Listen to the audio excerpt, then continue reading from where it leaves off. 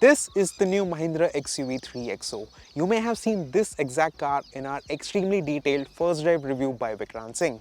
Well, since then I have taken the keys from him and I have been using this car in everyday scenario in and around Mumbai. Basically, I have spent long enough time with the XUV 3XO to tell you things that we couldn't cover in our first drive video. So that's pretty much the agenda for this video. My name is Sagar, you're watching Carwale, and these are our second impressions of the XUV 3XO. Let's begin with some major observations about the XUV 3XO before we get to its real world mileage and what it's like to live with. This is the auto-dimming IRVM that this AX7L variant gets. Now it's something that you also get in the AX7 variant, but the thing is the IRVM on that car looks completely different. For instance, on this car, this looks very nice and premium with its bezel-less design, but for some strange reason, the IRVM on the AX7 variant has a thick plastic frame that surrounds it. What I also find strange is that this feature, the auto-dimming IRVM, is something that's missing in the much more expensive XUV 700. Like in the Tata Nexon, the digital driver's display on the XUV 3XO gives you an option to look at maps. But in here, it's not by Google, it's actually Map My India, which I doubt a lot of people would use. I like how these 17-inch wheels look, but bear in mind that the spare wheel is a size smaller. So it's not like you can put it and forget it in case you get a puncture. It will be a temporary solution and you will have to get the main tire either fixed or replaced. No old school manual handbrake in the XUV 3XO. This car gets an electronic parking brake along with the auto hold function, and that's something that you will not find in any other car in this segment. This digital driver's display is very difficult to see under direct sunlight. Now this plastic panel that covers the steering column, well, it reflects so much on the display that you can hardly see what's been shown on this middle display. Usually when you reset the trip meter, the mileage gets reset along with it, but not in the XUV 3XO. Here you'll have to reset the trip and the mileage separately. The soft touch finish for the top half of the dash and this lovely white color upholstery for the leather seats are exclusive to the AX7L and AX7 variants. All the other variants come with the black colored seats. Essentially, the XUV 3XO is a facelift of the XUV 300. We all know that. But what's also worth pointing out is that this is a big update and not just a cosmetic makeover. I mean, this car is much better when it comes to features, it's better on technology and convenience. Of course, it drives better than the XUV 300 as well. Clearly, there is a lot to talk about, so let's begin with ADAS and how well it actually works in the real world.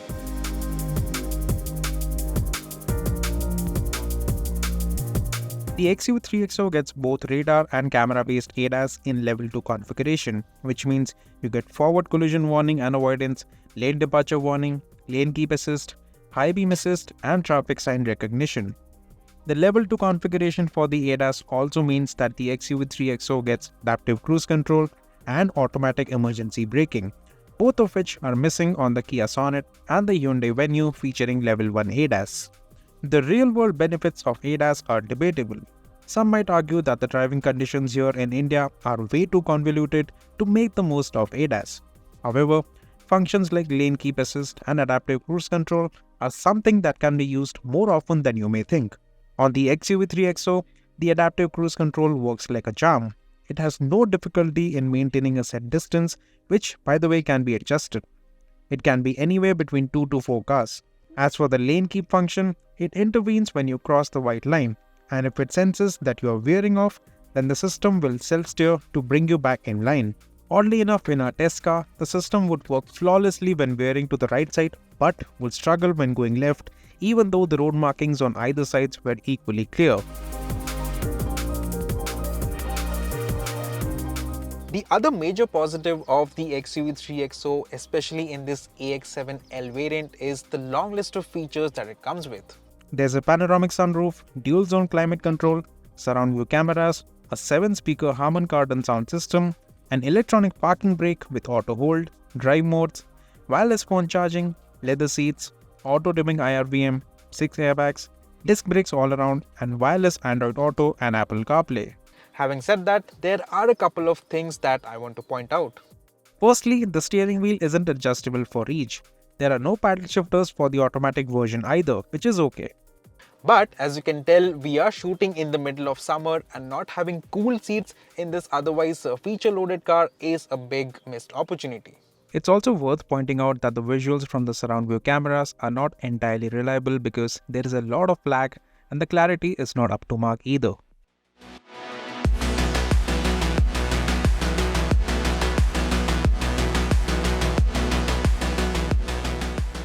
Dynamically, the biggest positive of the XUV 3XO is not its outright performance, its handling, or even its ride quality.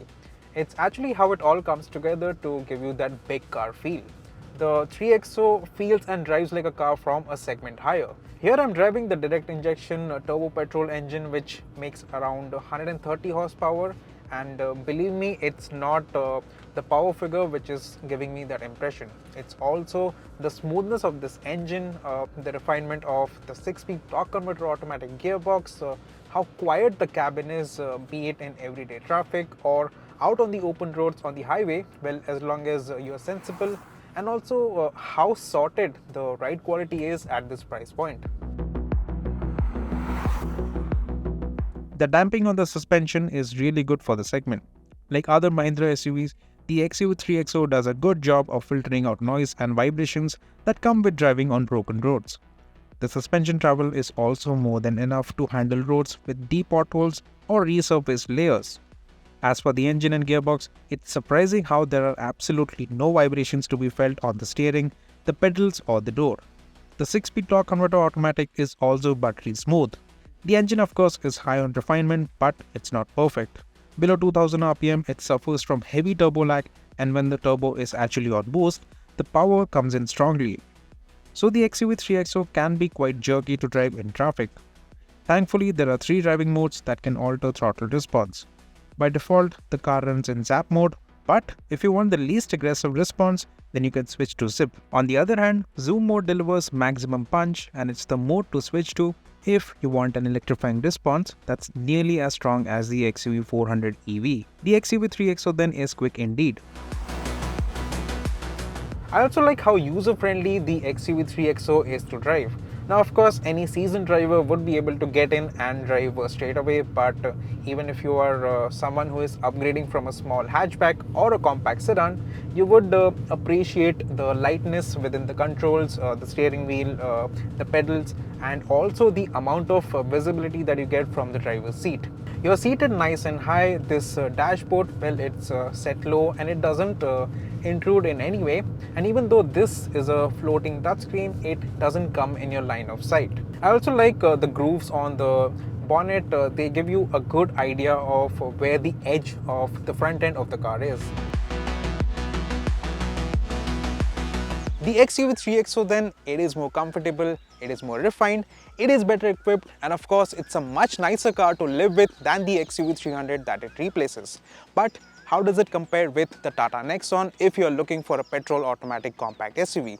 Well, we have recently driven the Nexon, and you can find the link to that review in the description below. Unfortunately, we do not have the Nexon with us today for a comparo, but I can tell you a couple of things for sure. We have tested both for real-world mileage in the city and on the highway, and in our test, it was the XUV 3XO which turned out to be slightly more fuel efficient than the Nexon. In fact, the petrol automatic 3XO returned 9.61 kmpl in the city and just about 18 kmpl on the highway. The Nexon petrol automatic was nearly just as efficient in the city, but the difference on the highway is quite noticeable whichever way you look at it. At this point, we can also definitively tell you that the XUV 3XO is better than the Nexon when it comes to storage and ergonomics. It comes with a large glove box, cup holders within the center console, big bottle holders within the door pads, and conveniently positioned connectivity ports. As for space, comfort, and what they are like to drive when tested back to back, well, we will have to have the Nexon with us for a fair comparo and to give you a definitive answer. So let us know in the comments if that's something that you want to see.